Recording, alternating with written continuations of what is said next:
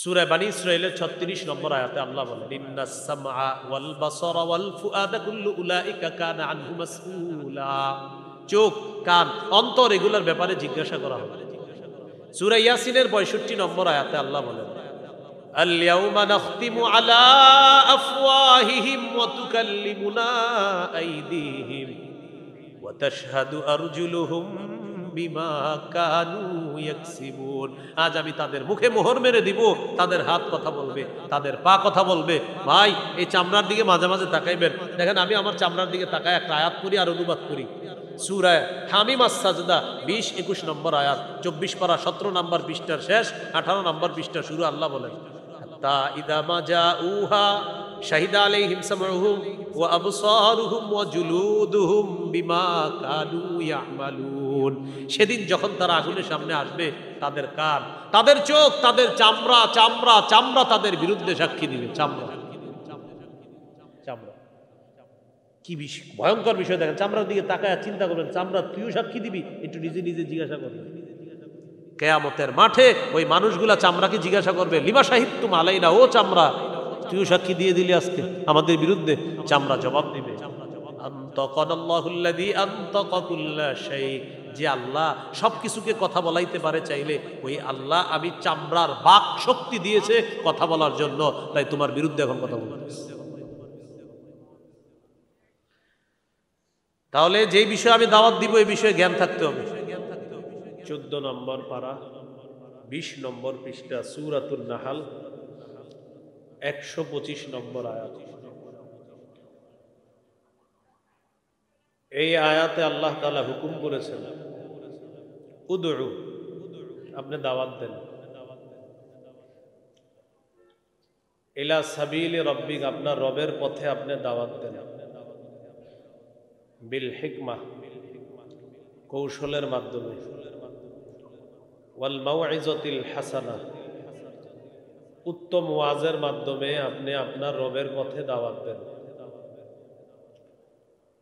ওয়াজাদিলহুম বিল্লাতী হিয়া আহসান, সর্বোত্তম পন্থায় বাতিলদের সাথে বিতর্ক করেন। ইন্না রাব্বাকা হুয়া আ'লামু বিমান দাল্লা আন সাবিলিহি,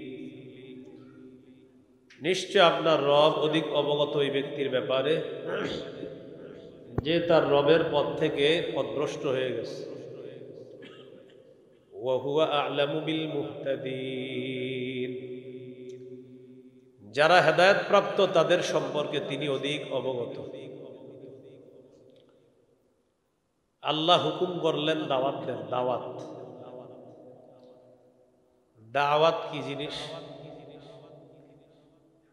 এই মাহফিলের প্রচার করছেন মাইক দিয়ে, রিক্সা দিয়ে প্রচারণা করছেন, এই যে প্রচার করছেন, এটা একটা দাওয়াত। মুয়াজ্জিন সাহেব হাইয়া আলাস সালাহ হাইয়া আলাল ফালাহ বলে, এটা দাওয়াত। দাওয়াত শব্দের আবিধানিক অর্থ হলো ডাকা, আহ্বান করা। সূরা বনী ইসরাঈলের ৫২ নম্বর আয়াতে আল্লাহ বলেন, ইয়াউমা ইয়াদউকুম, সেদিন তিনি তোমাদেরকে আহ্বান করবেন, তোমাদেরকে ডাকবেন। সেদিন তিনি তোমাদেরকে আহ্বান করবেন, তোমাদেরকে ডাকবেন। সূরা বাকারার ১৮৬ নম্বর আয়াত আল্লাহ তাআলা বলেন, উজিবু দাওয়াতাদ দাঈ ইযা দাআন, আহ্বানকারী যখন আমাকে আহ্বান করে, সাথে সাথে আমি তার আহ্বানে সাড়া দিই। এখানেও দেখেন, দাওয়াত মানে আহ্বান করা, ডাকা। সূরা আলী ইমরানের ১০৪ নম্বর আয়াতে আল্লাহ বলেন, ওয়ালতাকুম মিনকুম উম্মাতুন ইয়াদউনা ইলাল খায়র ওয়া ইয়া'মুরুনা বিল মা'রুফি ওয়া ইয়ানহাউনা আনিল মুনকার, তোমাদের মধ্যে এমন একটা দল থাকা উচিত যারা মানুষকে কল্যাণের প্রতি ডাকবে, আহ্বান করবে। দেখেন, এখানে দাওয়াত মানে ডাকা, আহ্বান করা। ওয়ায়ামুরুনা বিল মা'রুফি ওয়া ইয়ানহাউনা আনিল মুনকার, সৎ কাজের আদেশ করবে, অসৎ কাজের নিষেধ করবে।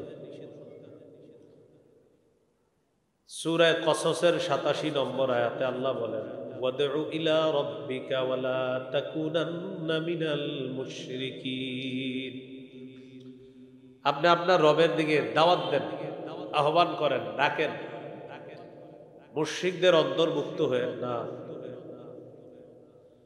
সূরা হামিম আস-সাজদা 33 নম্বর আয়াত আল্লাহ বলেন, ওয়ামান আহসানু কাওলাম মিম্মান দাআ ইলাল্লাহ ওয়া আমিলা সালিহান ওয়া ক্বালা ইন্নানী মিনাল মুসলিমিন। ওই ব্যক্তির চেয়ে উত্তম কথা আর কার? যে ব্যক্তি আহ্বান করে, ডাকে, আল্লাহর দিকে ডাকে। দাওয়াত মানে ডাকা, আহ্বান করা, আল্লাহর দিকে আহ্বান করা।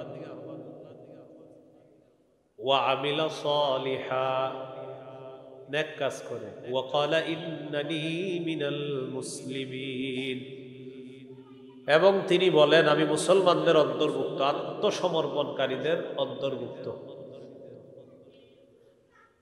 এই আয়াতে ওই ব্যক্তির চেয়ে উত্তম কথা আর কার, যে মানুষকে ডাকে, আহ্বান করে। ডাকা, আহ্বান করা, দাওয়াতের আবিধানিক অর্থ ডাকা, আহ্বান করা।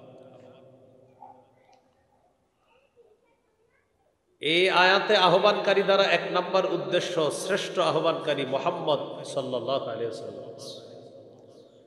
আম্মা জান আয়েশা সিদ্দিকা রাদিয়াল্লাহু তাআলা আনহা বলেন, 2 নম্বর উদ্দেশ্য হলো মুয়াজ্জিন সাহেব যখন বলে হাইয়া আলাস সালাহ, হাইয়া আলাল ফালাহ, নামাজের দিকে আসো, কল্যাণের দিকে আসো, মুয়াজ্জিনের এই আহ্বানটা পৃথিবীর শ্রেষ্ঠ আহ্বান হয়ে যায়। এটা শ্রেষ্ঠ একটা আহ্বান, এটা উত্তম একটা দাওয়াত হয়ে যায়। তো আল্লাহ তাআলা আমাদের সকলকে দাওয়াত, আহ্বান বিষয়টা যেন বুঝতে পারি, আল্লাহ তৌফিক দান করেন। আলোচনা চলতেছে কি দাওয়াতের আবিধানিক অর্থ। সহিহ বুখারীর বর্ণনা 4487 নম্বর হাদিস। এই হাদিসের মধ্যে আছে, قال رسول الله صلى الله عليه وسلم يدعى نوح يوم القيامة, নূহ আলাইহিস সালামকে কিয়ামতের ময়দানে আহ্বান করা হবে, ডাকা হবে। فيقال له هل بلغت, নূহ নবীকে বলা হবে আপনি কি আপনার দাওয়াত সঠিকভাবে পৌঁছাইছেন দুনিয়াতে? নূহ নবী জবাব দিবে, আল্লাহ আমি সঠিকভাবে দাওয়াত দিচ্ছি, পৌঁছেছি। রব্বি ইন্নী দাউতু কওমি লাইলাও ওয়া নাহারা, আমি আমার জাতিকে রাতে দাওয়াত দিয়েছি, দিনের বেলা দাওয়াত দিয়েছি। ফালাম ইয়াজিদহুম দুআই ইল্লা ফিরারা, আমার জাতি আমার আহ্বানে বেশিরভাগ পলায়ন করেছে, তারা আমার ডাকে বেশিরভাগ তারা পলায়ন করেছে। তো নূহ নবী তাদেরকে দাওয়াত দিয়েছে। নূহ নবী বলবে আল্লাহ আমি আমার দাওয়াতের কাজ সঠিকভাবে পৌঁছেছি। ফায়ুদআ কওমুহু ফায়ুকালু লাহুম হাল বাল্লাগাকুম, নূহ নবীর জাতিকে ডাকা হবে। ডাকার পর তাদেরকে বলা হবে হাল বাল্লাগাকুম, নূহ নবী আপনাদের কাছে, তোমাদের কাছে কি দাওয়াত পৌঁছিয়েছে? সঠিক কথাগুলা পৌঁছিয়েছে? নূহ নবীকে আল্লাহ জিজ্ঞাসা করবেন আপনি পৌঁছাইছেন? নূহ নবী বলবে হ্যাঁ। জাতিকে ডেকে আল্লাহ বলবে নূহ নবী পৌঁছিয়েছে? জাতি বলবে না। নূহ নবী বললেন আমি দাওয়াত দিচ্ছি। জাতিকে জিজ্ঞাসা করবে নূহ নবী দাওয়াত দিছে, জাতি জবাব দিবে মা আতানা মিন নাযীর, কিসের দাওয়াত, আমাদের কাছে কেউ আসে নাই। এই হাদিসে আছে ওয়াকালা মা আতানা মিন আহাদ, আমাদের কাছে কেউ আসে নাই, কোনো ভীতি প্রদর্শনকারী আসে নাই। তো নূহ আলাইহিস সালাতু ওয়াস সালাম ভাসানোটা একটু কমান যায় না ভাই? ভাসানো আওয়াজটা কমান কমান, আমার কাছে তো রিমান্ড লাগে ভাসানো আওয়াজ। আপনি টেনশনই করেন না, মাইক যত কমাইতে পারেন আমার বয়ান, হ্যাঁ, এরপরে আইস ফাটাইবেন আলোচনার সময়, আমার সময় খালি কমাইবেন। এই জন্য কমাবেন যত, দোয়া করবো আল্লাহ যাতে ব্যবসায় বরকত দেয়। আর বাড়াইলে আল্লাহ জানে কি আসবে ভিতর থেকে, জানি না। মাইক বাড়াইবেন না, আমার বয়ানে বাড়ায় না। মানুষ বসছে কিছু শিখতে দেন, বাড়ায় না, এদেরকে কিছু শিখতে দেন না। নূহ আলাইহিস সালাতু ওয়াস সালামকে আল্লাহ বলবে আপনি পৌঁছাইছেন? তিনি বলবে জি। জাতিকে বলবে নূহ নবী পৌঁছাইছে? জাতি জবাব দিবে মা তানা মিন নাযীর, আমাদের কাছে কোনো ভীতি প্রদর্শনকারী আসে নাই, কেউ আসে নাই আমাদের কাছে। ফায়ুকালু লিনূহ আলাইহিস সালাতু ওয়াস সালাম মান ইয়াশহাদু লাকা, নূহ নবীকে আল্লাহ জিজ্ঞাসা করবেন আপনার পক্ষে সাক্ষী আছে কিনা, আপনি যে দাওয়াত পৌঁছিয়েছেন। নূহ নবী বলবেন মুহাম্মাদুন ওয়া উম্মাতুহু সাল্লাল্লাহু আলাইহি ওয়াসাল্লাম, আমার সাক্ষী হলো মুহাম্মদ সাল্লাল্লাহু আলাইহি ওয়াসাল্লাম এবং তার উম্মত আমার পক্ষে সাক্ষী।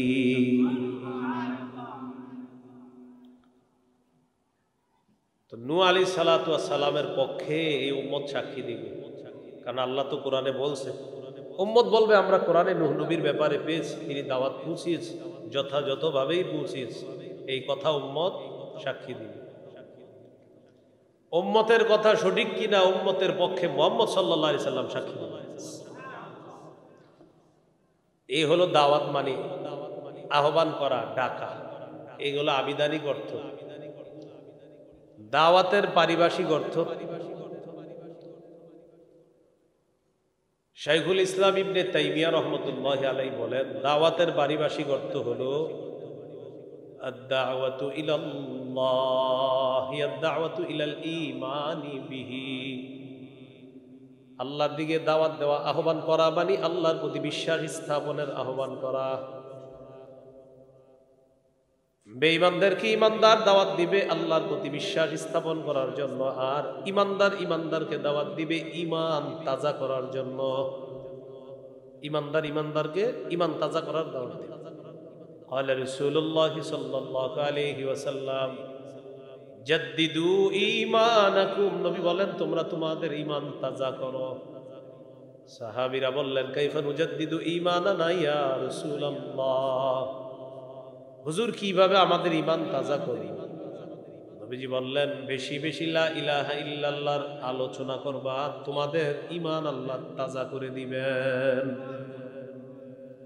ইমানদারকে ঈমানের দাওয়াত দিবেন, মানে ঈমান তাজা করার দাওয়াত দিবেন।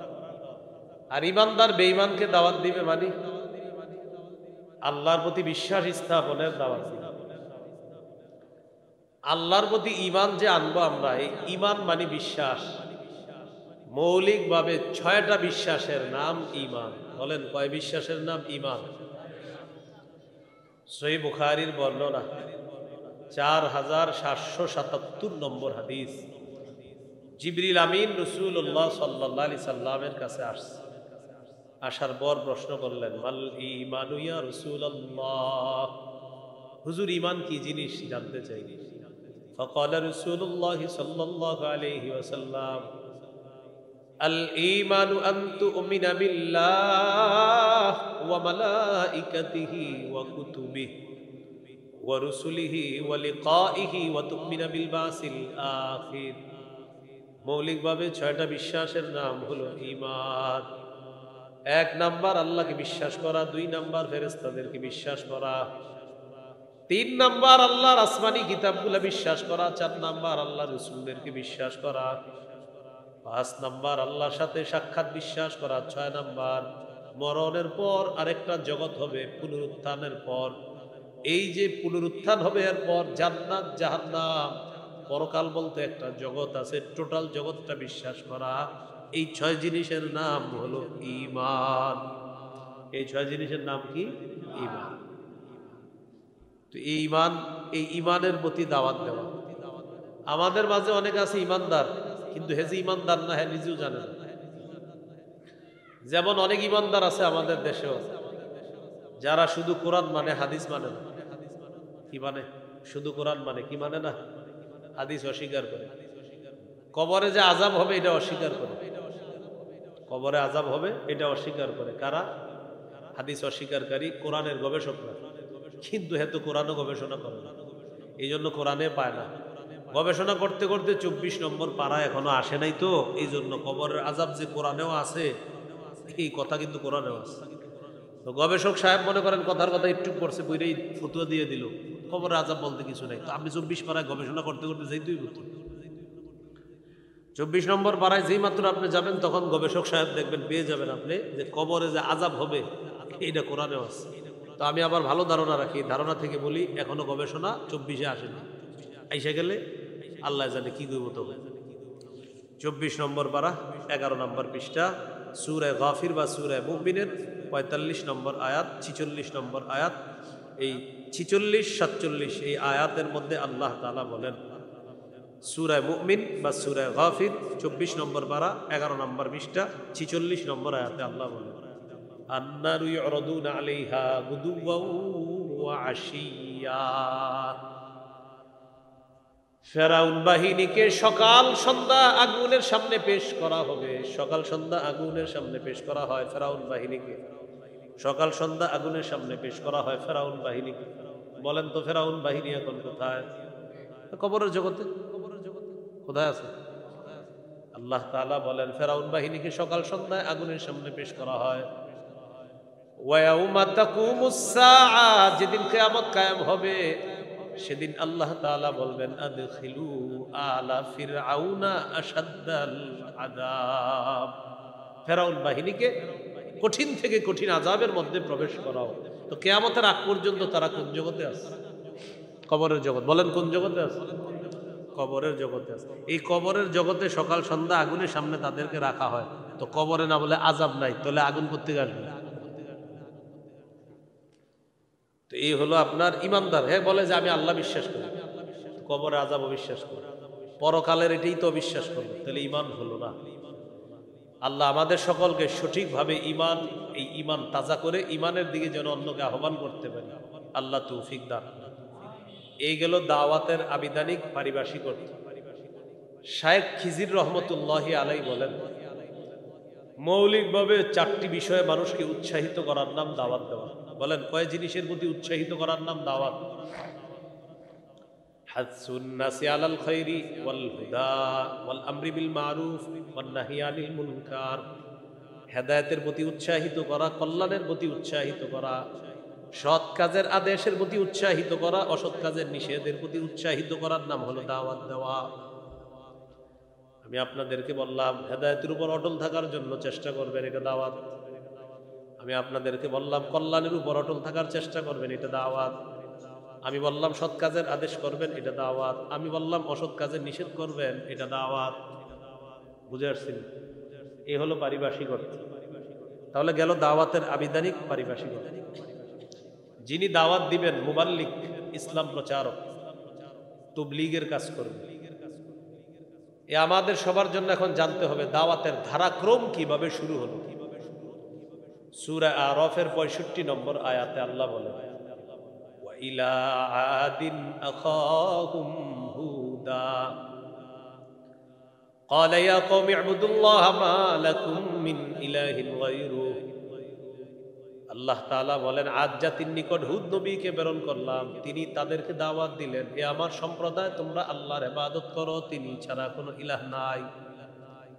সূরা আরাফের 73 নম্বর আয়াতে আল্লাহ বলেন, ওয়া ইলা সামুদ আখাহুম সালিহা ফাকালা ইয়া কওমি ইবুদুল্লাহা মা লাকুম মিন ইলাহিন গায়রুহু। সামুদ জাতির নিকট তাদের ভাই সালেহ আলাইহিস সালামকে প্রেরণ করলাম। সালেহ নবী তার জাতিকে দাওয়াত দিলেন, হে আমার সম্প্রদায় তোমরা আল্লাহর ইবাদত করো, তিনি ছাড়া কোনো ইলাহ নাই। সূরা আরাফের 85 নম্বর আয়াতে আল্লাহ বলেন, ওয়া ইলা মাদিয়ানা আখাহুম শুআইবা। মাদিয়ানবাসীর কাছে শুআইব নবীকে আমি প্রেরণ করলাম। শুআইব নবী তাদেরকে দাওয়াত দিলেন, ইয়া কওমি ইবুদুল্লাহ, হে আমার সম্প্রদায় তোমরা আল্লাহর ইবাদত করো, তিনি ছাড়া কোনো ইলাহ নাই। এটা দাওয়াত, ইবাদত করো, এটা দাওয়াত। তিনি ছাড়া ইলাহ নাই, ইবাদত করো আল্লাহ। এটা কি বলেন তো? এইভাবে আস্তে আস্তে ঈসা নবী পর্যন্ত সবাই দাওয়াত দিচ্ছে। ঈসা আলাইহিস সালাতু ওয়াস সালামের পরে লম্বা একটা গ্যাপ হয়েছে। সর্বশেষ নবী হিসাবে মুহাম্মদ সাল্লাল্লাহু আলাইহি সাল্লামকে আল্লাহ দুনিয়াতে পাঠিয়েছেন। সূরা মাঈদার ৬৭ নম্বর আয়াতে আল্লাহ বলেন, ইয়া আইয়ুহার রাসূলু বাল্লিগ মা উনজিলা ইলাইকা মির রাব্বিক ওয়া ইল্লাম তাফআল ফামা বাল্লাগতা রিসালাতা। নবী আপনি তাবলীগ করেন, আপনার কাছে যা নাজিল করা হয়েছে তা আপনি প্রচার করে দেন, অন্যের কাছে আপনি প্রচার করে দেন, পৌঁছায় দেন।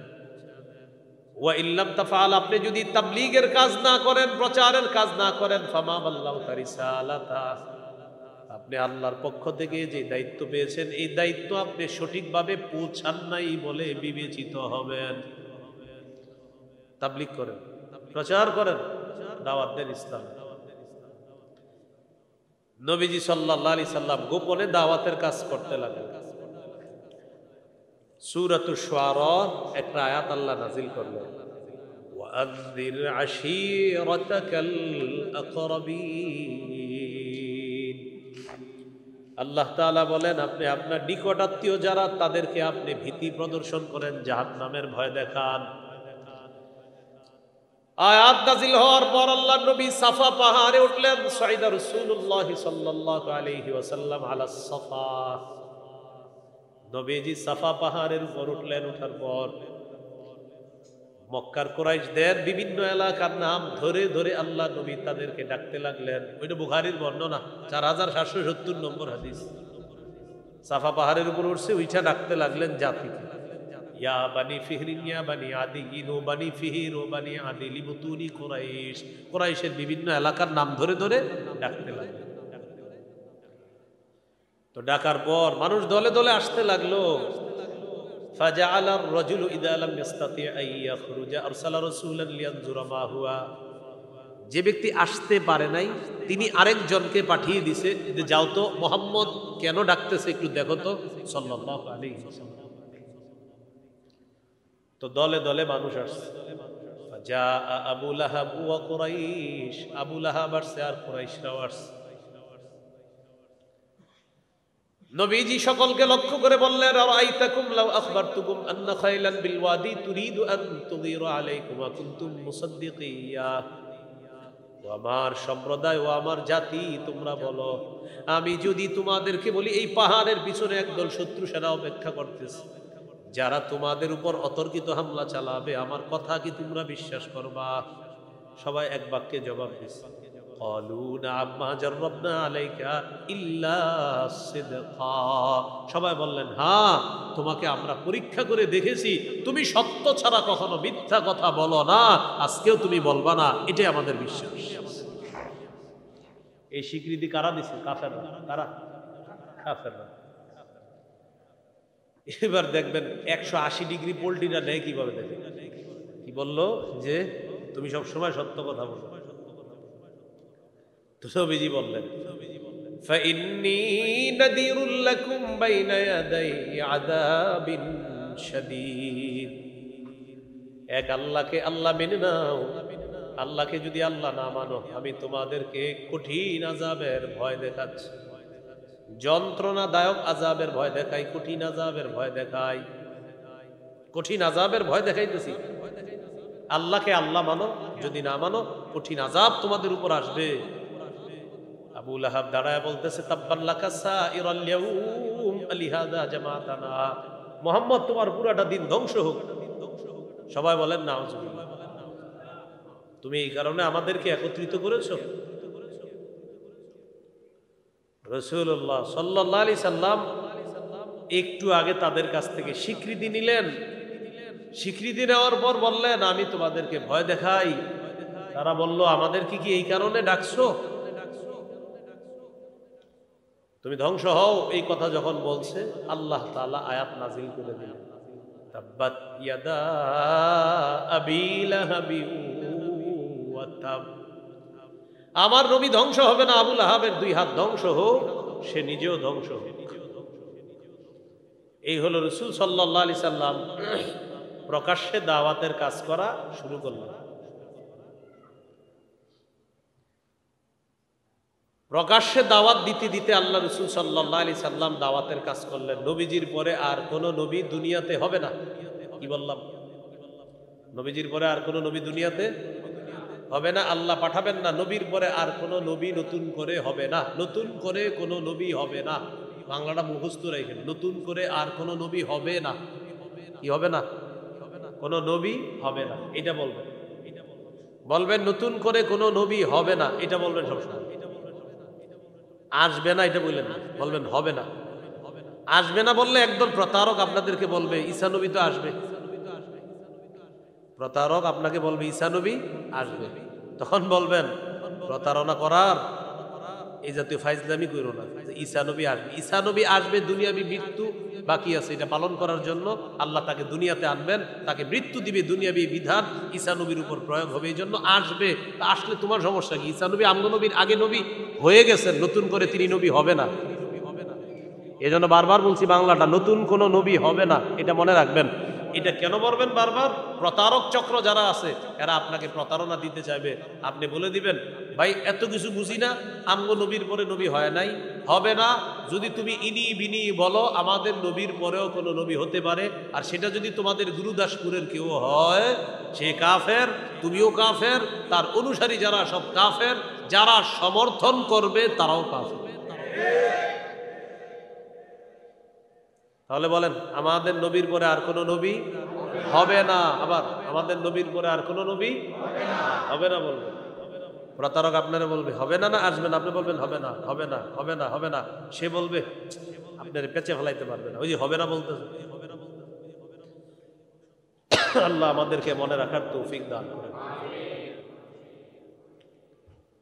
তো রাসূলুল্লাহ সাল্লাল্লাহু আলাইহি সাল্লামের পরে আর নবী হবে না, সহিহ বুখারীর বর্ণনা 3535 নম্বর হাদিস। 3535 কত হয়? 3535। قال رسول الله صلى الله عليه وسلم إن مثلي ومثل الأنبياء من قبلي كمثل رجل بنى بيتا فأحسنه وأجمل إلا موضع لبنة في زاوية। নবী বলেন আমার আর আমার পূর্ববর্তী নবীদের দৃষ্টান্ত এমন এক ব্যক্তির মতো, যে ব্যক্তি একটা ঘর বানিয়েছে, ঘরটা সুন্দরভাবে সাজিয়েছে, ঘরের কোনায় একটা ইটের জায়গা ফাঁকা আছে। বলেন তো ইটের জায়গা ফাঁকা থাকলে ঘর সমাপ্ত নাকি অসমাপ্ত? সুন্দর ঘর, ইটের একটা জায়গা ফাঁকা। فجعل الناس يطوفون به ويعجبون له ويقولون هل أودعت هذه اللبنة। মানুষ ঘরের চারদিকে ঘুরতে থাকে আর আশ্চর্য হয় এত সুন্দর একটা ঘর, কিন্তু ঘরের কোনায় যখন ইটটা না দেখে তখন তারা আরো বেশি আশ্চর্য হয়, এত সুন্দর একটা ঘর ইটটা কেন লাগানো হলো না? সামিয়ানার নিচে যারা আছেন বুঝতেছেন তো বয়ান? এখানে যারা আছেন বুঝতেছেন তো? আপনারা বুঝলে হবে। তো একটা ইটের জায়গা ফাঁকা আছে, তাহলে ঘর অসমাপ্ত। সুন্দর একটা ঘর, ইটটা এক জায়গায় লাগানো হয় নাই, মানুষ আশ্চর্য হয় আরে এত সুন্দর ঘরে ইট কেন লাগায় নাই? আমাদের নবী বলেন আদম নবী থেকে ঈসা নবী পর্যন্ত নবুয়তের ঘর আল্লাহ সাজাইছে। ঘর আল্লাহ সাজানোর পর একটা ইটের জায়গা ফাঁকা, মানি নবী বলেন আনাল লাবিনা, আমি হলাম সেই ইট। আনা খাতামুন নবিয়্যিন লা নবিয়্যা বাদি। নবীজি বলেন আমি হলাম সেই ইট, আমার মাধ্যমে আল্লাহ তাআলা ওই ইটের জায়গা পূরণ করে নবুয়তের ঘরের সৌন্দর্যের সমাপ্ত করে দিয়েছে। আমি শেষ নবী, হবে না আমার পরে আর কোনো নবী। সবাই সবাই আমার পরে আর কোনো নবী বলেন, আমাদের নবীর পরে বলেন আর কোনো নবী হয় নাই, হবে না, হতে পারে না। কেউ যদি প্রতারণা করে কাফের, অনুসারী কাফের, সমর্থনকারী কাফের। সোজাই এজন্য মাইকের সামনে দাঁড়ায় এটা বলার সুযোগ নাই যে বিভিন্ন দল আহমদিয়া মুসলিম জামাত, আহমদিয়া মুসলিম জামাত আমাদের নবীর পরে আর কোনো নবী নাই, এরপরেও যদি কেউ মনে করে নবী, তাদের নাম মুসলিম কিভাবে হবে? কাফের জামাত, মুসলিম জামাত হবে না। কুমিল্লা এক জায়গায় ঝামেলাটা 2 বছর আগে হয়ে যাইতেছিল, পরে বন্ধ হয়েছে বলে এক জায়গায় অলরেডি ব্যানার ট্যানার লাগাই দিছিল। আল্লাহ বাঁচাইছে, ওলামায়ে কেরাম সচেতন ছিল, এক জায়গায় পুরো ব্যানার লাগাই দিছিল। তাহলে কি শিখলাম? আমাদের নবীর পরে আর নবী হবে না। এখন নবীজির কাজটা কে করবে? তো নবীজির কাজটা করবে উম্মত। এই দায়িত্ব নবীজি দিয়ে গেছেন সবাইকে। সহিহ বুখারীর বর্ণনা 3461 নম্বর হাদিস। قال رسول الله صلى الله عليه وسلم بلغوا عني ولو آية। নবীজি বলেন, আমার পক্ষ থেকে একটা আয়াত যদি জানো, এই আয়াত অন্যের কাছে পৌঁছে দাও। একটা আয়াত যদি জেনে থাকো, অন্যের কাছে পৌঁছে দাও, তাবলীগ করে দাও, প্রচার করে দাও। তাহলে প্রচারের দায়িত্ব, তাবলীগের দায়িত্ব এখন আমাদের সবার। কিসের দায়িত্ব? ইসলাম প্রচার, মানুষের কাছে কোরআন সুন্নাহ প্রচার, বিশুদ্ধ কথাগুলা মানুষের কাছে পৌঁছায়া দেওয়া, এটা আমাদের দায়িত্ব। মানুষকে হত্যা করা, কারো উপরে ছুরি চালায়া দেওয়া, ঘুমন্ত মানুষকে হত্যা করা, এটা কিন্তু তাবলীগ না। এটা কি না? যারা চুপ ছিলেন মানে আপনাদের মতে এটা ঠিক, আপনারা চুপ থাকেন না। আর এই কথা কেউ কারো গায়ে নেবেন না। যদি গায়ে নেন বুঝবো আপনি ওই দলের, এবং আপনি হত্যাকে সমর্থন করেন, আপনি ঘুমন্ত মানুষ হত্যাকে সমর্থন করেন। এই সমর্থনের কোনো সুযোগ নাই। এটা শিখাইছে নবীজি।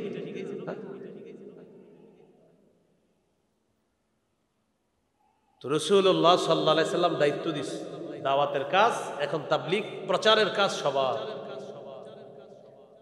তো এই প্রচারটা আমরা সবাই করতে হবে। এখন এই প্রচার করব কেন? আল্লাহ তাআলা সূরা আলী ইমরানের 110 নম্বর আয়াতে বলে দিয়েছেন, কারণ তোমরা শ্রেষ্ঠ উম্মত, তাই প্রচারের কাজ তোমাদের। সুবহানাল্লাহ। আল্লাহ তাআলা বলেন, কুনতুম খায়রা উম্মাতিন উখরিজাত লিন-নাস তা'মুরুনা বিল মা'রুফি ওয়া তানহাউনা আনিল মুনকার। আল্লাহ বলেন, তোমরাই হলা শ্রেষ্ঠ জাতি, তোমাদেরকে মানুষের কল্যাণের জন্য বের করা হয়েছে। তা'মুরুনা বিল মা'রুফি ওয়া তানহাউনা আনিল মুনকার, তোমরা সৎ কাজের আদেশ করবা, অসৎ কাজের নিষেধ করবা। সৎ কাজের অসৎ কাজের, সৎ কাজের আদেশ আর অসৎ কাজের নিষেধ করব বলেই আল্লাহ বলেন তোমরা শ্রেষ্ঠ জাতি। তাহলে তাবলীগ বা প্রচারের দায়িত্ব এখন সবার। আপনি মসজিদে যাইতেছেন, একজনে বললেন ভাই নামাজে চলেন, এটা সৎ কাজের আদেশ। একজনে অশ্লীল কিছু দেখতে দেখলেন, আপনি বললেন ভাই এটা দেখো না, এটা অসৎ কাজের নিষেধ। আপনি আপনার স্ত্রীকে পর্দা করতে বললেন, এটা সৎ কাজের আদেশ। আপনি কাউরে রাস্তায় দেখলেন এমন একটা পোশাক পরে সে চলতেছে যে ইসলামী পোশাক না, তাকে বললেন এই পোশাক পরাটা অন্যায়, এটা অসৎ কাজ থেকে নিষেধ করলেন। এটি তাবলীগের কাজ, এটি দাওয়াতের কাজ, এটা প্রচারের কাজ। এই কাজটা এখন আমাদের সবার করতে হবে। আমাদের সমাজের মধ্যে সৎ কাজের আদেশ থাকলে অসৎ কাজের নিষেধ নেই। অসৎ কাজের কি নেই? নিষেধ। সৎ কাজের আদেশ আছে খুব বেশি, কিন্তু অসৎ কাজের নিষেধ একদম নাই। রমজান মাসে মাশাআল্লাহ সবাই রোজা রাখি, যারা দিনের বেলা দোকান খোলা রাইখা বিরিয়ানি বেচে, বিরিয়ানি বিক্রি করে, এই মানুষটারে বন্ধ করছেন কয়জন? এটা হলো অসৎ কাজের নিষেধ। রমজান মাসে মাশাআল্লাহ ভাই রোজা রাখেন, এই সওয়াব, ইফতারি খাওয়াইলে এই সওয়াব, পানি খাওয়াইলে এই সওয়াব, কিন্তু যারা দোকান খোলা রাইখা বিরিয়ানি বেচতেছে সারাদিন, এটা বন্ধ করছি কয়জন? এটা অসৎ কাজের নিষেধ। ভাই সবাই নামাজ পড়েন, সৎ কাজের আদেশ। আর চা দোকানের সামনে যে ঘন্টার পর ঘন্টা টেলিভিশনটা চলতেছে, কয়দিন বলছেন ভাই টেলিভিশন এতক্ষণ তুমি চালাও না, তুমি জাতিকে নষ্ট করতেছো, এটা কয়দিন বলছেন? এটা যদি বলতে না পারেন তো অসৎ কাজের নিষেধের কাজ করছি না। তাহলে কি শিখলাম? সৎ কাজের আদেশ সবাই করি। দেখবেন এই রাস্তা দিয়ে যাইতেছি, আমরা দেখতেছি যে 10 জন মানুষ দাঁড়ায় দাঁড়ায় সিনেমা দেখতেছে, আমরা কিন্তু বলতেছি না ভাই দেখেন না, এটা বলি ভাই নামাজে চলো। মানে সৎ কাজের আদেশটা সহজে করি, আর অসৎ কাজ যারা করতেছে পাশ দিয়ে যায়, হ্যাঁ দেখলে দেখুক, আমার কি। তো বলছিলাম আমাদের মধ্যে সৎ কাজের আদেশ আছে, অসৎ কাজের নিষেধ নাই। আমরা শ্রেষ্ঠ দুই কাজে, সৎ কাজের আদেশ, অসৎ কাজের নিষেধ। এটার শর্তে আল্লাহ বলছে তোমরা শ্রেষ্ঠ। সহিহ বুখারীর বর্ণনা, قال رسول الله صلى الله عليه وسلم من رأى منكم منكرا فليغيره بيده فإن لم يستطع فبلسانه فإن لم يستطع فبقلبه। তোমাদের মধ্যে কেউ যদি অপছন্দনীয় কাজ দেখে, খারাপ কাজ দেখে, সে যেন হাত দিয়ে বাধা দেয়, হাত দিয়ে না পারলে জবান দিয়ে বাধা দেয়। জবান দিয়ে যদি না পারে অন্তর দিয়ে কি করবে? সবাই বলে এটা ছোটবেলা থেকে জানি কি করবে। আজকে নতুন একটা শিখো, ছোটবেলা থেকে তো এটাই জানি কি করবে। অন্তর দিয়ে বলেন আমার সাথে, অন্তর দিয়ে ঘৃণা করার পাশাপাশি প্ল্যান করবে কিভাবে এই, বলেন কিভাবে এই আকাম বন্ধ করা যায়।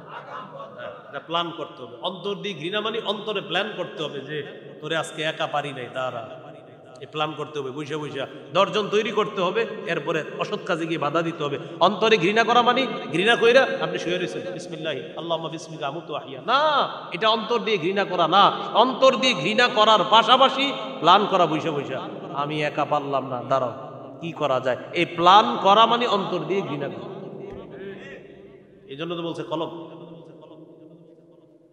আর এই কথাটা আমিন হিসাব শিখেছি, সুবহানাল্লাহ। মুফতি আমিনী রহমতুল্লাহ আলাই এই অংশটা ক্লাসে বলছে। আমি হুজুরের বুখারীর সরাসরি ছাত্র না, ফতোয়া বিভাগে হুজুরের কাছে পড়ছি, কিন্তু বুখারী আপনার ওই 6 মাস গিয়ে পিছনে ক্লাসে পড়ছি, মানে আমি ছাত্র হিসাবে বসি নাই। আমি দাখিল পরীক্ষা দেওয়ার পরে লম্বা গ্যাপ পাইছি, ওই গ্যাপের সময় গিয়ে হুজুরের ক্লাসে বসতাম। এই তখন হুজুর ক্লাসে বলছিলেন যে অন্তর দিয়ে ঘৃণা করা মানে অন্তর দিয়ে প্ল্যান করতে হবে এটা কিভাবে বন্ধ করা যায়। আমি হুজুরের ছাড়া আর কারো মুখে শুনি নাই কথা। তো রাসূলুল্লাহ সাল্লাল্লাহু আলাইহি সাল্লাম বলেন ওয়াযালিকা আদআফুল ঈমান, এটা ঈমানের সর্বনিম্ন শাখা, এটা ঈমানের সর্বনিম্ন স্তর।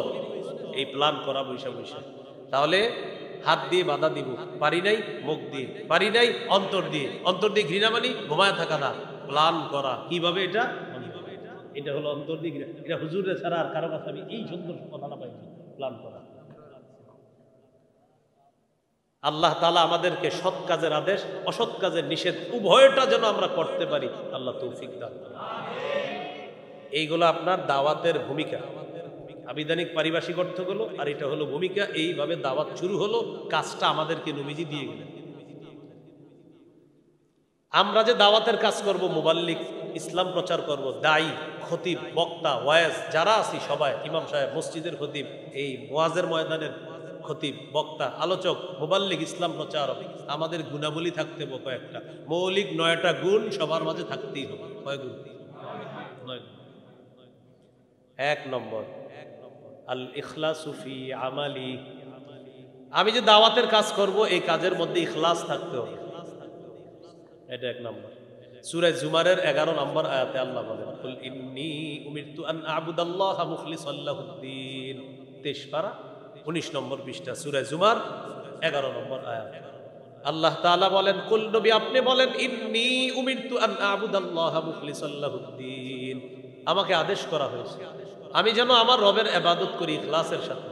দাওয়াত এটা একটা ইবাদত, দাওয়াত এটা একটা ইবাদত, এই ইবাদতটা ইখলাসের সাথে করতে হবে। নাসাইর হাদিস 3140 নম্বর হাদিস, قال رسول الله صلى الله عليه وسلم إن الله لا يقبل من العمل إلا ما كان له خالصا, আল্লাহ তাআলা ততক্ষণ আমল কবুল করেন না যতক্ষণ আমলটা ইখলাসের সাথে না করবে। নবীকে প্রশ্ন করলেন, ইয়া রাসূলুল্লাহ, এক ব্যক্তি আল্লাহর রাস্তায় লড়াই করেছে, 2 উদ্দেশ্য, সওয়াব কামাই করা আর হলো বাহবা কামাই করা। লোকটা বড় মুজাহিদ, মানুষ বলবে এই 2 নিয়তে সে জিহাদ করছে। হুজুর সে কি পাবে? নবীজি বললেন, লা শাইআ লাহু, সে কিছুই পাবে না। আ'আদাহা সালাসা মাররাত, 3 বার প্রশ্নটা করলেন। নবীজি বললেন, লা শাইআ লাহু, লা শাইআ লাহু, লা শাইআ লা, কিছুই পাবে না, কিছুই পাবে না, কিছুই পাবে না। আলোচক ওয়াজ করে, মুবাল্লিগ ইসলাম প্রচার করে, দাঈ দাওয়াত দেয়, আর মনে মনে নিয়ত, 1 আল্লাহ সওয়াব দিবে, 2 নাম্বার মানুষ আমারে বলবে বাবা রে বক্তা একখান পৃথিবীতে, খালাস কিচ্ছু সওয়াব পাবো। হ্যাঁ, নিয়ত যদি এটা থাকে তো এইটাই তো নিয়ত। ওয়াজ তো এর লিগেই করি, একটা সওয়াব, আরেকটা হলো কি পৃথিবীবাসী চিনুক আমাকে, জানো। এটাই, এইটা মানে আমার মতো যারা আছে মনে হয় বেশিরভাগের এই নিয়ত, হয়তো ভালো আছে অনেকে, কিন্তু এইরকমই নিয়ত মনে হয়। আমি কিন্তু কাউরে উদ্দেশ্য করতেছি না, আমারই বলতেছি, এইগুলোই মনে হয় নিয়ত। পুরা দুনিয়াবাসী চিনুক আমাকে। নবীজি বলেন কিচ্ছু পাবে না, কিচ্ছু পাবে না, কিচ্ছু পাবে না। তাহলে মুবাল্লিগ দাঈ ইসলাম প্রচারকের 1 নাম্বার ইখলাস, 2 নাম্বার আইয়া আতাকিদা আন্নাহু ওয়ারিসুন ফি দাওয়াতিহি ইলাল্লাহ লিনবিয়িহি মুহাম্মাদিন সাল্লাল্লাহু আলাইহি ওয়াসাল্লাম। যিনি দাওয়াত দিবেন, যিনি ইসলাম প্রচার করবেন, এই বিশ্বাস করতে হবে আমি আল্লাহর নবীর একজন প্রতিনিধি হয়ে জাতির কাছে নবীর কথাগুলা পৌঁছিয়ে দিচ্ছি। আল্লাহর কথাগুলা, নবীজির কথাগুলা নবীদের ওয়ারিস হিসাবে আমি আপনাদের সামনে প্রচার করছি। এই বিশ্বাস থাকতে হবে, এই বিশ্বাস রাখতে হবে। হাদিসের একটা কিতাব আছে সহিহুল জামে, এই কিতাবের 2700 নম্বর হাদিস। বিদায় হজে নবীজি বলেন ক্বালা রাসূলুল্লাহ সাল্লাল্লাহু আলাইহি ওয়াসাল্লাম, নবীজি বলেন ইন্না রাব্বাকুম ওয়াহিদ, তোমাদের রব একজন, ওয়া ইন্না আবাকুম ওয়াহিদ, তোমাদের পিতা একজন। তোমাদের রব একজন, তোমাদের পিতা। আলা লা ফাদলা লিআরাবিয়্যিন আলা আজামিয়্যিন ওয়ালা লিআজামিয়্যিন আলা আরাবিয়্যিন ওয়ালা লিআহমার আলা আসওয়াদা ওয়ালা লিআসওয়াদা আলা আহমার ইল্লা বিত্তাকওয়া।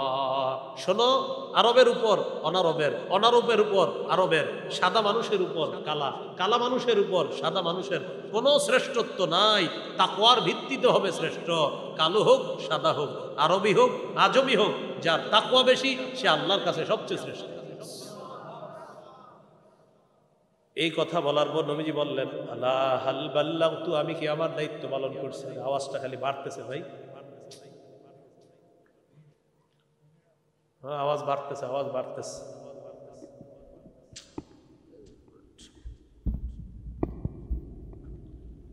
রাসূলুল্লাহ সাল্লাল্লাহু আলাইহি সাল্লাম বলেন আমি কি আমার, ভাই আপনারা এই আওয়াজ দিয়েন না, আমার কুমিল্লা অনেক আনেন, আওয়াজ এতগুলো দিয়েন না কিন্তু। আবার বলতেছি পিছন থেকে 2টা মাইক দিন বারবার, কতগুলো ভিডিও আছে এই বিষয়ে, কেন আপনারা মাইকগুলো ঠিক করেন? এই দুগুলো আওয়াজ দিয়ে পুরো ভরায় ফেলে।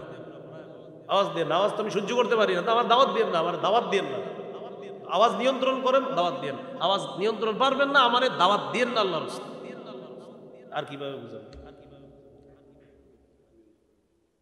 3-4টা ভিডিও আছে, আওয়াজ এরকম হইলে আমি বয়ান করব। এরপরে আসার পরে ইচ্ছা মতো খালি মাইক বাড়াইতে থাকে, মেজাজটা এমন খারাপ লাগে, খালি মাইক বাড়াইতে থাকে, বাড়াইতে থাকে।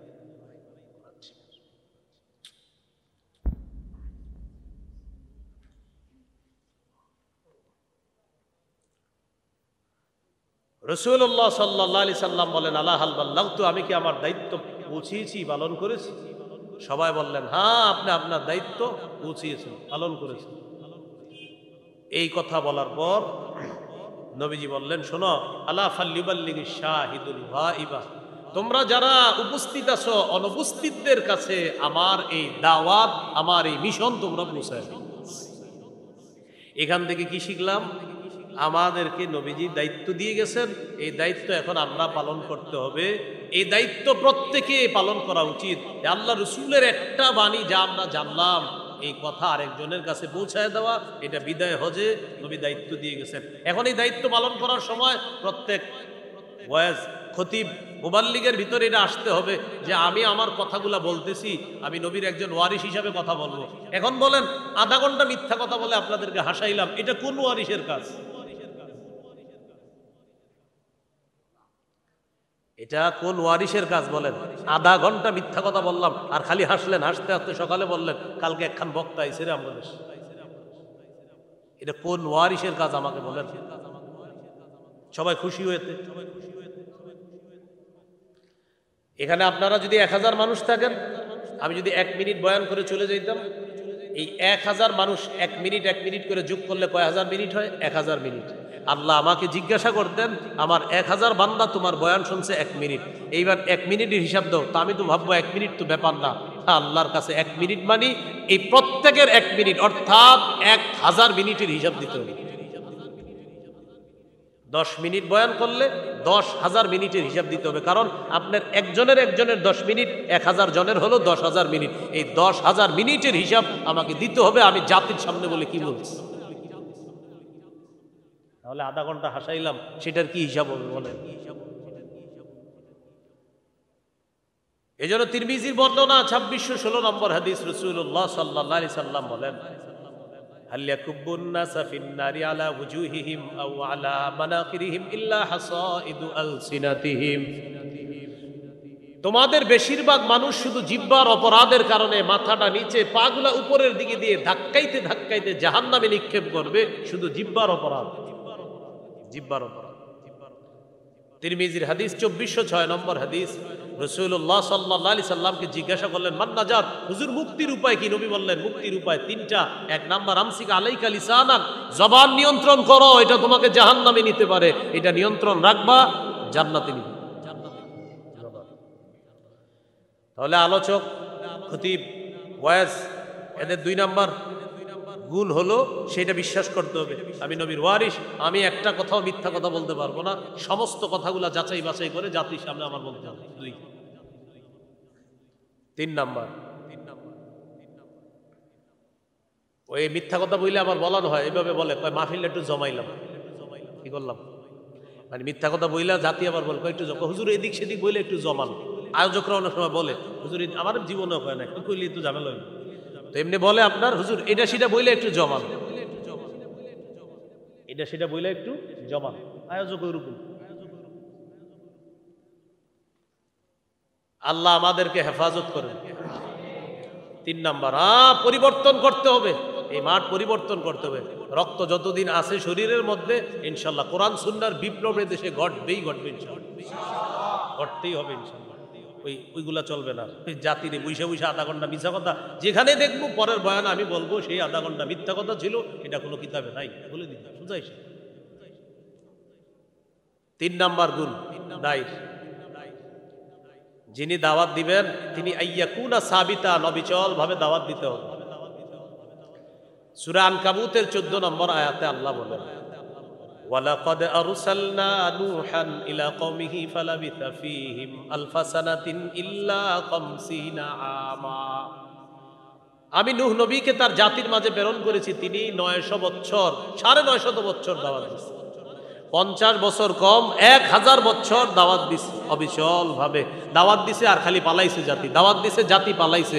এরপরেও তিনি 950 বছর বলছেই আল্লাহর দিকে ইবাদত, আল্লাহর দিকে আসো, আল্লাহর দিকে আসো, জাতি খালি পালাইছে পালাইছে, কিন্তু তিনি দাওয়াত দিতেই থাকছে। এটা 3 নাম্বার। সঠিক কথাগুলা বলার পরে যদি মনে করেন সব যাইয়া যাইয়া একজন থাকে, একজনই বলতে হবে, একজনও যদি না থাকে শেষে বলতে হবে, ভাই মাইকে যারা যারা শুনতেছেন আপনারা আমার কথাগুলো শুনেন, আল্লাহ বলছে এটা, রসুল বলছে এটা, কেউ থাকুক বা না থাকুক এরপরে এটা বলতে হবে। কারণ হক কথা বললে জাতি যে পলায়ন করে এটাও তো কোরআনে আছে। এবার আপনারা কোন ধরনের শ্রোতা নিজেদেরকে একটু ভাববেন। মাশাআল্লাহ আপনারা ভালো শ্রোতা, আশা করি এখানে কোরআন সুন্নাহ শুনতে আসছেন। আর যদি মিথ্যা কথা শুনতে যান তো বোঝা যাবে হকের কথা শুনলে যে মানুষ পালায়া বেহকে যায় সেটাও প্রমাণ হবে। এইগুলো 3 নাম্বার। আরেকটা দৃষ্টান্ত শোনেন, সহিহ বুখারী 240 নম্বর হাদিস। রাসূলুল্লাহ সাল্লাল্লাহু আলাইহি সাল্লাম কাবা চত্বরে নামাজ পড়তেছে, আল্লাহু আকবার, পাশে কাফেররা বসে রয়েছে। একজনে হঠাৎ বলল, আইয়ুকুম ইয়াজিউ বিসালা জাজুরি আলি ফুলান, অমুক এলাকায় গিয়ে ওটের নারী বুড়ি রক্ত পায়খানা কে আনতে পারবা? আইনা ফায়াদউহু আলা যহরি মুহাম্মদ ইযা সাজাদা, মুহাম্মদ যখন সিজদায় যাবে তার পিঠের উপরে ওটের পায়খানা নারী বুড়ি রাইখা দিবে। উকবা নামে একজন দাঁড়াইছে, এই পাপিষ্ঠ সত্যি সত্যি ওটের নারী বুড়ি আর পায়খানা নিয়ে আসছে। রাসূলুল্লাহ সাল্লাল্লাহু আলাইহি সাল্লাম সিজদায় গেছে, সে সত্যি সত্যি নবীর কাঁধের উপরে ওটের নারী বুড়ি পায়খানা রেখে দিচ্ছে।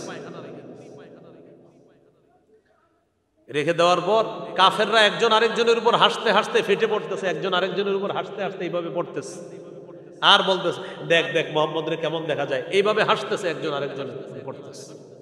আমাদের নবীজিকে নিয়ে এইভাবে হাসাহাসি করতেছে। রাসূলুল্লাহ সাল্লাল্লাহু আলাইহি সাল্লাম এই জাতীয় অত্যাচার সহ্যের পরেও তিনি দাওয়াত অবিচলভাবে দিতেই থাকলেন। তিনি ঘরে বাহিরে, এমনকি মক্কার বাহিরে গিয়ে তায়েফের ময়দানেও তিনি দাওয়াত দিয়েছেন, সেখানেও রক্তাক্ত হয়েছিল। এ হলো 3 নাম্বার, আইয়াকুনা সাবিতা, অবিচলভাবে দাওয়াত দিত। অনেক সময় আলোচকরা আলোচনা করার সময় পাশের কেউ আইসা বলে, হুজুর আপনি এই বিষয় ছাড়া আরেক বিষয় বলতে পারেন না, মানে মনে করেন সুদের ওয়াজ করতেছে হুজুর, আইসা সুদ করে বলবে, হুজুর আপনার আর কোনো বিষয় নেই, তো আল্লাহ সুদের আয়াতটা কেন বলছে কোরআনে সেটা বলবে। উনি বলতেছে ভাই আমি তো সুদের আয়াত বলছি, আমি তো সুদের হাদিস বলছি, কেন আপনি এটা ছাড়া আর কোনো বিষয় ছিল না? এটা বইলা কথার কথা মাইক টেনে নিল। এই মাইক টেনে নেওয়াটা আবু জাহেলের স্বভাব। আর ওই আলোচক এই বিষয়টা ধৈর্য ধারণ করে অবিচল থাকা, এটা হলো নবীদের গুণ। এই যে উনি সহ্য করে আছে অবিচল ভাবে, ওনার এটা বলার পরও বেচারা চুপচাপ বিষয়টা মেনে নিতেছে, এটা নবীদের গুণ। 4 নাম্বার, কথার কষ্ট কর্মের কষ্ট সহ্য করতে হবে। কথার কষ্ট কর্মের কষ্ট। সূরা আনআমের 34 নম্বর আয়াতে আল্লাহ বলেন, ওয়ালাকাদ কুযযিবাত রুসুলুম মিন ক্বাবলিকা ফাসাবারু আলা মা কুযযিবু ওয়া উযু হাত্তা আতাহুম নাসরুনা। আপনার পূর্বের রাসূলদেরকেও মিথ্যাবাদী বলা হয়েছে, হাবিব আপনি কষ্ট নিয়েন না, আপনাকেও জাতি মিথ্যাবাদী বলতেছে, একটু ধৈর্য ধারণ করেন। অতীতের নবীদেরকে আমার সাহায্য তাদের কাছে আসছে, আপনার কাছেও আমার সাহায্য আসবে। কথার কষ্ট সহ্য করতে হবে। আর একটা হলো কর্মের কষ্ট।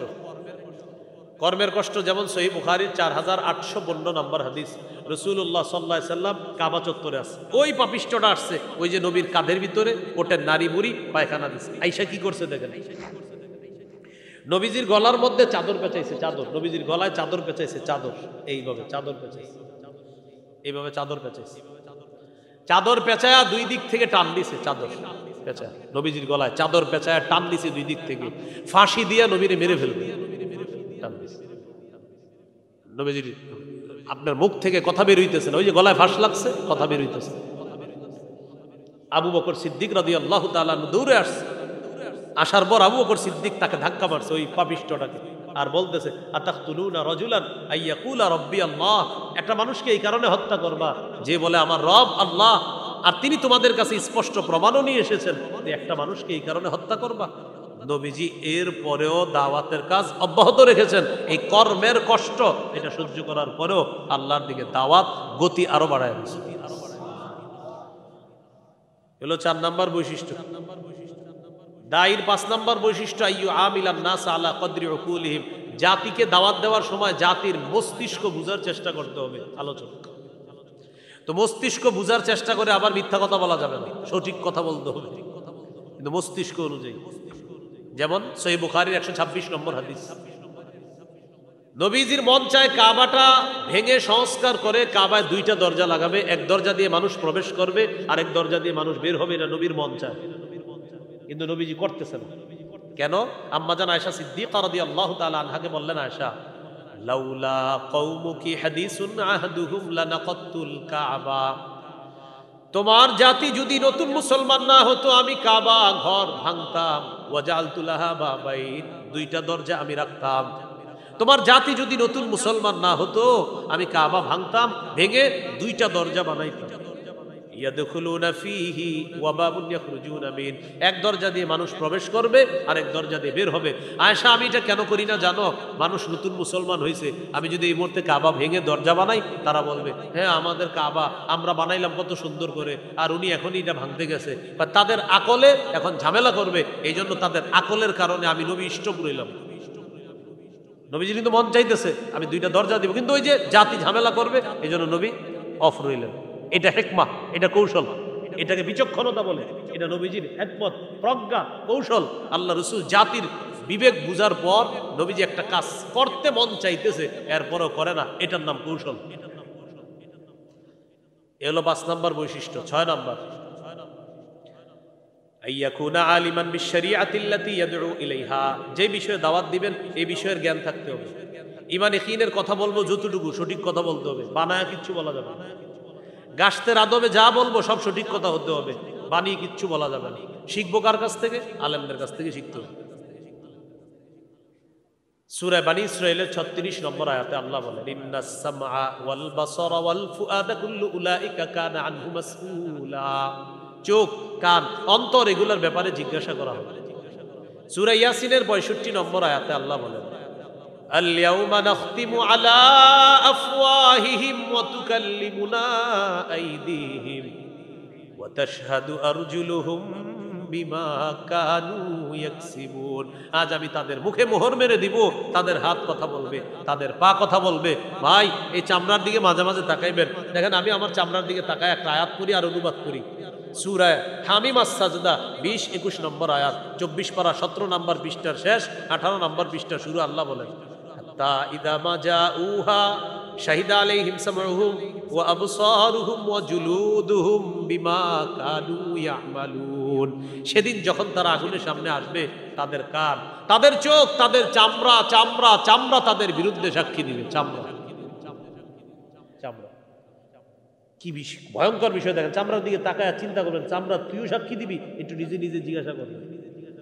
কিয়ামতের মাঠে ওই মানুষগুলা চামড়াকে জিজ্ঞাসা করবে, লিমা শাহিদতুম আলাইনা, ও চামড়া তুইও সাক্ষী দিয়ে দিলি আজকে আমাদের বিরুদ্ধে। চামড়া জবাব দিবে, আনতাকাল্লাহুল্লাযী আনতাকা কুল্লা শাই, যে আল্লাহ সবকিছুকে কথা বলাইতে পারে চাইলে, ওই আল্লাহ আমি চামড়ার বাক শক্তি দিয়েছে কথা বলার জন্য, তাই তোমার বিরুদ্ধে এখন কথা বলতেছি। তাহলে যেই বিষয়ে আমি দাওয়াত দিব এই বিষয়ে জ্ঞান থাকতে হবে, যেটা আমি জানি না এমন বিষয় না বলা। 7 নাম্বার, যিনি দাওয়াত দিবে, যাদেরকে দাওয়াত দিবে তাদের কল্যাণ কামনা করতে হবে। আমি এখান থেকে চলে যাওয়ার পরেও আপনাদের কল্যাণ কামনা করতে হবে আমার, আমি যেখানে থাকি দুনিয়া। এটা 7 নাম্বার বৈশিষ্ট্য মুবাল্লিগের, ইসলাম প্রচারকের। এখন আপনারা একটু বলেন, আমি বলছি না আপনি কোন দলের অনুসারী, রাত 3টা-4টা বাজে মানুষ মাইরা লওয়া, এটা কোন ধরনের কল্যাণ কামনা? বলেন এটা কোন ধরনের কল্যাণ কামনা? দেখেন আপনারা কেউ কোন দলের অনুসারী এটাও আমি জানি না, খালি এটা বলেন এটা কোন ধরনের কল্যাণ কামনা? 3টা-4টায় মানুষরে মারা। ধরে নেন আপনি কোন একটা দলেরই অনুসারী, কিন্তু এটা বলেন এটা কোন ধরনের কল্যাণ কামনা? আপনি না মুবাল্লিগ, আপনি না দায়ী, আপনি না ইসলাম প্রচারক, আপনি কোন ধরনের কল্যাণ কামনা করেন? সহিহ বুখারীর 57 নম্বর হাদিসে রাসূল সাল্লাল্লাহু আলাইহি সাল্লামের সাহাবী জারীর ইবনে আব্দুল্লাহ বলেন, বায়াতু রাসূলুল্লাহি সাল্লাল্লাহু আলাইহি ওয়াসাল্লাম আলা ইকামিস সালাতি ওয়া ইতাইজ যাকাত ওয়ান নুসহি লিকুল্লি মুসলিম। জারীর ইবনে আব্দুল্লাহ বলেন, আমি আল্লাহ নবীর কাছে বায়াত হলাম এই মর্মে, নামাজ কায়েম করব, যাকাত আদায় করব, আর সমস্ত মুসলমানের কল্যাণ কামনা করব, সব মুসলমানের কল্যাণ কামনা করব, এই মর্মে নবীর কাছে আমি বায়াত হয়েছি। এই জন্য ভাই আমরা সবার কল্যাণ কামনা, আমরা এখনো দোয়া করি সবাই এক হয়ে উলামায়ে কেরামের কথা মেনে নিয়ে তাদের তত্ত্বাবধানে যেন চলতে পারে। আল্লাহ তৌফিক দান। বলতে পারেন হুজুর আলেমদের কেন মানতে হবে কেন? 1-2 জন আলেম ভুল করতে পারে, লাখ লাখ আলেম ভুল করবে না, এটা নিশ্চিত থাকে। সেটা আপনার বুঝে আসুক না আসুক, এটাই মেনে নেওয়া সৌভাগ্যের লক্ষণ, মেনে না নেওয়া পথভ্রষ্টতার লক্ষণ। 8 নাম্বার, যাদেরকে দাওয়াত দিব তাদের জন্য হেদায়েতের দোয়া করা। এই যে আপনাদের সামনে আমি ওয়াজ করতেছি, আমি যেখানে থাকবো দুনিয়ার, আমি আপনাদের সবার জন্য দোয়া করতে হবে। আল্লাহ আমি দুনিয়াতে যাদের সামনে বসলাম, যারা আমার সামনে বসছে, আল্লাহ আমাদের সবাইকে হেদায়েতের উপর রাখেন, জান্নাতে একসাথে দেখা করায়, যেখানে থাকবে দোয়া করতে হবে। এটা 8 নাম্বার। সহিহ বুখারীর বর্ণনা 2937 নম্বর হাদিস। নবীজিরে বললেন, হুজুর দাউস গোত্র আছে একটা আসদ, এরা নাফরমান, এদের বিরুদ্ধে বদদোয়া করেন। নবীজি বললেন, আল্লাহুম্মা হাদি দাউসান ওয়া আতি বিহিম, আল্লাহ দাউসকে আপনি হেদায়েত দান করেন, তাদেরকে ইসলামের পতাকা তলে নিয়ে আসেন। নবীজিরে বললেন বদদোয়া করতে, নবী করলেন দোয়া। নবী আপনি তাদের বিরুদ্ধে বদদোয়া করেন, নবীজি দোয়া করলেন, আল্লাহ এরা বলে দাউসের বিরুদ্ধে বদদোয়া করতে, আল্লাহ আমি দোয়া করতেছি দাউস গোত্রকে আপনি হেদায়েত দিয়ে দেন, তাদেরকে ইসলামে নিয়ে আসেন। তাহলে যিনি দায়ী, যিনি মুবাল্লিগ, যিনি ইসলাম প্রচারক, যিনি দাওয়াত ও তাবলীগের কাজ করবে, তার 8 নাম্বার গুণ হবে তিনি হেদায়েতের দোয়া করতে হবে। 9 নাম্বার গুণ, যিনি দায়ী হবে, যিনি মুবাল্লিগ, যিনি বক্তা আলোচক হবেন, তিনি যা বলবে সেই অনুযায়ী নিজেও আমল করতে হবে। আমি আপনাদেরকে নামাজের ওয়াজ করলাম, মনে করেন না আমি যদি মাগরিব না পড়ি বিষয়টা কেমন হলো? মানে মাগরিবের পরে ওয়াজ আছে, এই আলোচনা ধরার জন্য চিন্তা করলাম মাগরিবটা যদি পড়তে যাই ওয়াজটা ধরা যাইব না, তাহলে কি করা যায়? ওয়াজ না ধরলে পকেটটাও একটু কেমন হবে না হবে, এটা একটা বয়ান মিস হয়ে গেলে এটা কি কেমন হয়? যাওয়ার হবে, যাই ওয়াজে যাই, হবে না। ওয়াজ একটা মিস হোক, নামাজ মিস হওয়ার সুযোগ নেই।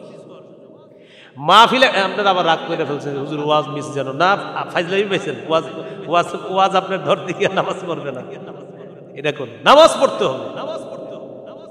মাহফিলে বেচারায় হয়তো 1 ঘন্টার জায়গায় আধা ঘন্টা কথা বলবে, একটু কি হয়তো মানুষ 2-4টা কথা বলবে, বলুন, নামাজ ছেড়ে দেওয়ার তো কোনো সুযোগ নাই। সূরা সফের 2-3 নম্বর আয়াতে আল্লাহ বলেন, ইয়া আইয়ুহাল্লাযীনা আমানু লিমা তাকুলুনা মা লা তাফআলুন, ও ঈমানদারগণ এমন কথা কেন বলো যা তোমরা নিজেরা করো না। কাবুরা মাকতান ইনদাল্লাহি আন তাকুলু মা লা তাফআলুন, যা করো না তা বলা এটা আল্লাহর কাছে গুরুতর অপরাধ, এটা অনেক বড় অপরাধ। সূরা সফি 2 নম্বর 3 নম্বর আয়াত, 28 পারা 10 নম্বর পৃষ্ঠা।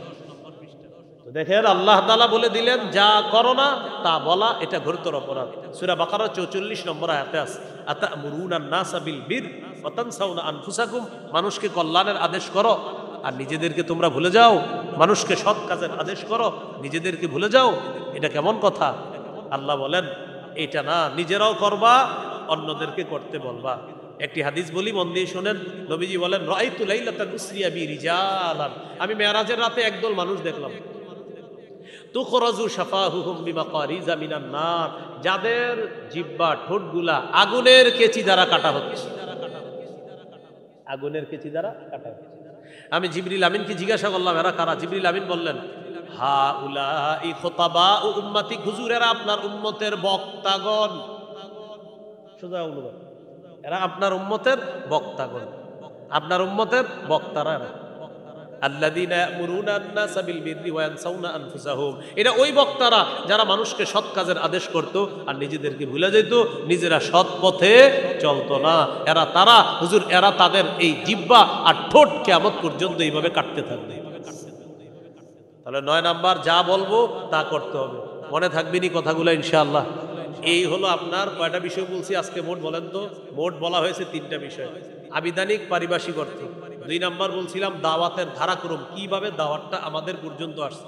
3 নাম্বার, আমরা যারা দাওয়াত দিব আমাদের কি বৈশিষ্ট্য থাকতে হবে। দাওয়াত দেওয়ার ক্ষেত্রে আমাদের একজন লিডার থাকতে হবে, আমির সাহেব। কি থাকতে হবে? বলেন না, কি থাকতে হবে? আমির সাহেব।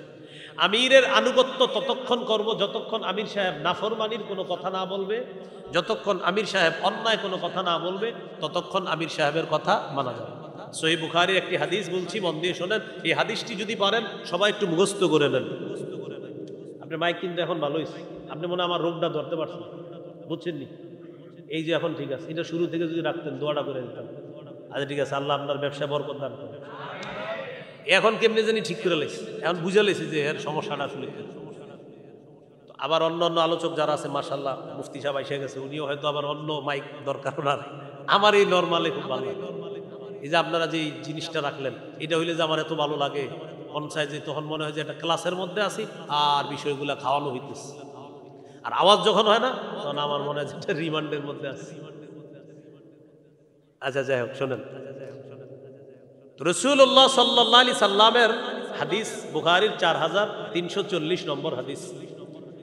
এই হাদিসের মধ্যে আসছে আলী রাদিয়াল্লাহু তাআলা আনহুর বর্ণনা। একদল সাহাবীকে নবীজি জিহাদে পাঠাইলেন, একজন আমির বানায়া দিলেন। একদল সাহাবীকে জিহাদে পাঠাবেন, একজন আমির বানায়া দিলেন। ও আমারহুম আইয়ুতিউহু, সবাইকে বললেন আমির সাহেবের আনুগত্য করবা, যা বলবে সব শুনবা। ফাগাদিবা, আমির সাহেবের রাগ উঠছে। আমির সাহেবের রাগ উঠছে। রাগ ওঠার পর আমির সাহেব সবাইকে বললেন, আলাইসা কদ আমারাকুম রাসূলুল্লাহি সাল্লাল্লাহু আলাইহি ওয়াসাল্লাম আন তুতিউনি, আচ্ছা রাসূল কি তোমাদেরকে হুকুম করে নাই আমার কথা মানার জন্য? আমির সাহেব বলতেছে। তো সবাই বললেন হ্যাঁ বলছে। তাহলে আমি এখন যা বলবো সব শুনবা? জি শুনবো। ইজমাউলি হাতবা, তোমরা লাকড়ি সংগ্রহ করে আনো। ফাজামাউ, তারা লাকড়ি সংগ্রহ করে আনছে। খুব বুঝেন, আমির সাহেব রাগ উঠছে। এবার আমির সাহেব বললেন আমি যা বলবো তা শুনবা, এখন তোমাদের পরীক্ষা হবে, লাকড়ি আনো। আনছে। আনার পর এবার আমির সাহেব বললেন আউকিদুহা নারো, লাকড়ির স্তূপের মধ্যে আগুন লাগায় দাও। ফাওকাদুহা নারো, আগুন লাগায় দাও। আগুন লাগানোর পর এবার আমির সাহেব বললেন উদখুলুহা, সবাই আগুনে ঝাঁপ দাও। এটা কোনো গল্প না, সহিহ বুখারী 4340 নম্বর হাদিস। মোট হাদিস সংখ্যা 7563টা। পকেটে উস্তাদ থাকলে এখনই মিলান। রাসূলুল্লাহ সাল্লাল্লাহু আলাইহি সাল্লাম বললেন আমির যা বলবে তা শুনবা। তো আমির সাহেবের রাগ উঠছে, লাকড়ি আনো। আনছে। আগুন লাগাও, জ্বালাইছে। এবার আগুনে ঝাঁপ দাও সবাই, আমি আমির সাহেব যা বলবো সব শুনি। সাহাবায়ে কেরাম রেডি হয়েছে ঝাঁপ দিতে। ফাহাম্মু, সবাই মানসিকভাবে প্রস্তুত ঝাঁপ দিবে। ঝাঁপ দেওয়ার আগে একজন আরেকজনের ফাজা আলা ইউমসিকু বাদুহুম বাদ, একজন আরেকজনের ভাই আসলে ঝাঁপ দিমু। একজন আরেকজন মানে কি একজন আরেকজন এইভাবে ধরতেছে আর বলতেছে ফারারনা মিনান নার ইলা রাসূলিল্লাহ, আরে আগুন থেকে বাঁচার জন্য নবীর কাছে আসছে, নবীর হাতে হাত রেখে ইসলাম গ্রহণ করলাম। সেই নবী আমির মানতে বলছে মানে আগুনে ঝাঁপ দিতেও মানতে বলবে, এটা কেমন জানি লাগতেছে। আমরা তো আগুন থেকে বাঁচার জন্য মুসলমান হয়েছি, আগুনে কি আসলে ঝাঁপ দিমু? এরকম করতে করতে হাত্তা খামাদাতিন নার, আগুন নিভে গেছে। আলহামদুলিল্লাহ বলে সাকানা গদবহু, আমির সাহেবের রাগও ঠান্ডা হয়ে গেছে। শুধু হজরত জিটটা 10 বছরেও ঠান্ডা হইল না। আমির সাহেবের রাগ ঠান্ডা হয়ে গেছে, আগুনও নিভে গেছে। ঘটনাটা নবীজির কাছে গেছে, হুজুর এমন এমন ঘটনা, আগুন জ্বালাইছিল আমির সাহেব, ঝাঁপ দিতে বলছিল, পরে আমরা ঝাঁপ দেই নাই, মানে দিব দিব দিব দেই নাই, আগুন নিভে গেছে। নবীজি বললেন লাউ দাখালুহা মা খারাজু মিনহা ইলা ইয়াউমিল কিয়ামা, আমিরের কথা শুই না, তারা যদি আগুনে ঝাঁপ দিত কিয়ামত পর্যন্ত আগুনই থাকতো, আগুন থেকে বের হতে পারত। হাদিসের শেষে নবী বলেন ইন্নামাত তাআতু ফিল মারুফ, শোনো আমির যা বলবে তা শুনবা না, ন্যায়সঙ্গত কথা শুধু মানা যাবে আমিরের। আমির যদি অন্যায় কথা বলে, আমির যদি কোরআন সুন্নাহের অপব্যাখ্যা দেয়, তাহলে সেই কথা মানা যাবে না, শোনাও যাবে না। উলামায়ে কেরাম যদি বলে এইভাবে, লাখ লাখ আলেম বলতেছে কথার কথা যে ভাই এটা ভুল, এটা অন্যায়, আপনার বুঝে আসুক না আসুক, বাস মানতে হবে এটাই ভুল, এটাই অন্যায়, আমরা মেনে নিতে হবে। এখন আমি আজকে ওয়াজ করছি, এই এলাকার 2-3 জন আলেম আমার সংবাদ পাঠান, হুজুর আপনার এই বলার মধ্যে 3-4টা ভুল ছিল, আপনি দেখেন আমি একটা স্ট্যাটাস দিব লম্বা, ভাই আমার এই কুমিল্লার মাহফিলে 3টা ভুল হয়েছে, আমি ক্ষমা চেয়ে নিচ্ছি, কিন্তু আমার কি এতে কি লস হয়ে যাবে না? এই যে মুফতি মাহমুদ সাহেব আমার ছোট ভাই, আমার কত ভুল ধরাই দিছে, আমি আমার চেয়ে ভালো আলেম, অনেক ভালো আলেম, সত্যি সত্যি সিরিয়ালের ছাত্র মাশাআল্লাহ, বাংলাদেশের এই বেফাক বোর্ডে কয়েকবার স্টান করছে, আমি তো একবারও পারিনি। এখানে হজরতও আমার অনেক ভুল ধরায় দেয়, তো ভুল ধরায় দিলে আমি ভাই না নিই, সমস্যা কি আমার? হ্যাঁ, কিন্তু আমার সমস্যা না। আমাদের মাদ্রাসার মুতামিম সাহেব মুফতি হুসাইন সৌরভ সাহেব, বয়সে আমার ছোট, উনি, কিন্তু উনি প্রায় সময় বিভিন্ন বিষয়ে যে এটা মনে হয় সঠিক হয় নাই, তো সঠিক হয় নাই বললে আমি সাথে সাথে মাইনে নিই, আর ঠিকই বলছেন সঠিক হয় নাই। এখন কথা হলো আমি বলার মধ্যে ভুল হতেই পারে, ভুল হলে কেউ ধরিয়ে দিলে সেটা মেনে নেওয়া, এটা বুদ্ধিমানের কাজ। এই হলো মূল বিষয়। তাহলে 3টা বিষয়, শেষে আরেকটা হলো 4টা। দাওয়াতের আবিধানিক অর্থ, পারিভাষিক অর্থ। 2 নাম্বার দাওয়াতের ধারাক্রম, কিভাবে আমাদের পর্যন্ত দায়িত্বটা চলে আসছে। 3 নাম্বার কয়টা বৈশিষ্ট্য থাকতে হবে আমাদের। 4 নাম্বার দাওয়াতের কাজে একজন লিডার লাগবে, একজন আমির লাগবে। এই আমির আবার শর্ত আছে মানার জন্য, নাফরমানিমূলক কোনো কথাবার্তা তিনি বলতে পারবে না, তাহলে ওই আমিরকে মানা যাবে। এবার এই সামিয়ানার নিচে যারা আছেন একটু হাত তোলেন, 2 হাত এইভাবে টান টান করে, মাশাআল্লাহ, টান টান করে। আমরা কি কিছু শিখতে পারছি? আলহামদুলিল্লাহ। হাতগুলা তো নামায় না, রাখেন, আমি একটু নামায়। শিখছেন সবাই বলেন আরো জোরে। তো যেহেতু শিখছেন, তার মানে 2 দল মিলে কিছু শিখতে পারছি, আলহামদুলিল্লাহ। এখন একটা আমল দিব, এই আমলটা সবাই করবেন নি? প্রথমে একটু দোয়া করি, আল্লাহ আমি এখন যেই আমলটা তাদেরকে দিব, এটা যারা করবে তাদের সাথে আপনি আমাকে জান্নাতে দেখা করায় দিন। আমলটা হলো, আমি উঠার পরে কেউ আমার সাথে মুসাফা করার জন্য উঠবেন না, আর এই জায়গায় বসে থাকবেন, কেউ এখান থেকে নড়াচড়া করবেন। জান্নাতে কিন্তু দেখা হবে এই শর্তে, যদি বসে থাকে। তো এই জন্য না আপনারা উঠলেই কিন্তু শর্ত পূরণ হলো না, এবং আল্লাহ যদি কবুল করে ফেলে দেখা কিন্তু হয়ে যাবে। তাহলে আমরা